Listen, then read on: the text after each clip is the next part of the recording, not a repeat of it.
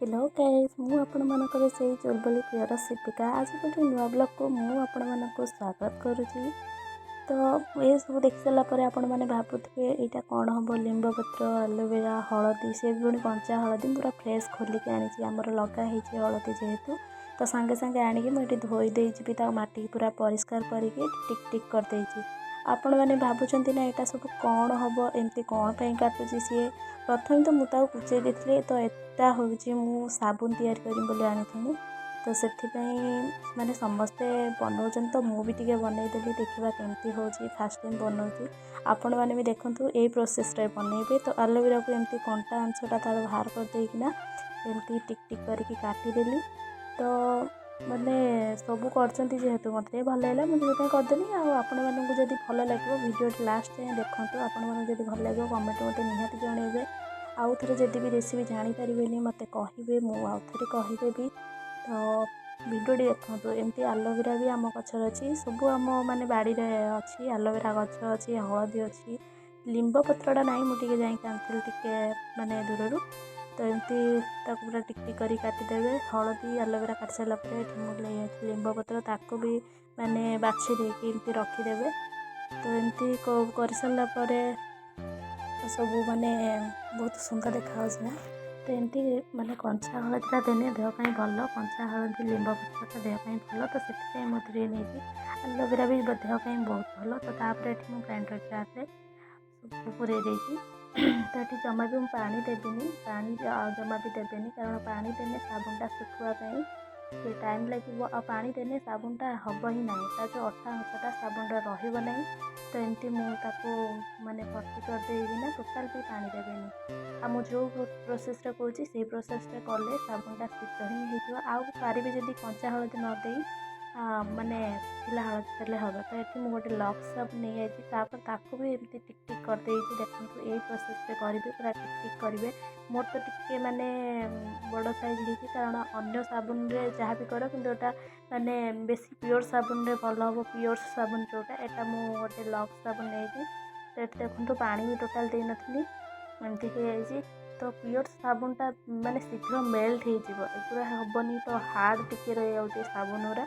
तो प्योर साबुन चेष्टा करते नापी। तो तापर ये मो चुली रे कढ़ई बसई पानी की फास्ट गरम कर देती मो पानीटा टे अल्प देती तो पछर भी देती पानी तापर एमती फुटिला साबुन को गोटे ताटिया गिनारे रखिकी तापर से पानी ऊपर रखियो जेहेतु से बांफरे माने पूरा माने मेलई जीवो से पानी माने अधिक देवे बांफ जमी बाहर जदि भी पारे जदि अन्य साबुन मानकर करमती कि मो लक्स से भाई आपड़ भी जमी करेंगे जदि प्योर्स नथिबो प्योर्स साबुन ताहले टे ढाकुणी घोड़े देवे जमी घोड़ा माने कढ़ईर ढाकुणीटा घोड़े देवे बांफटा जमी ता भीतर साबुनटा मेल्ट हाँपाई टे सहज हम। तो यहीपरी भाव में करेंगे पानीटा देखो केते जोर फुटुची आ पानी भी देती मोर अवस्था किसी एमती थी कारण खरारे मुझे करुँच बहुत कष्ट लगे खरारे चुली बाहर बस मो आखि पूरा लाल पड़ जाइए आ मो चेहरा पूरा खरारे जो गरम रे।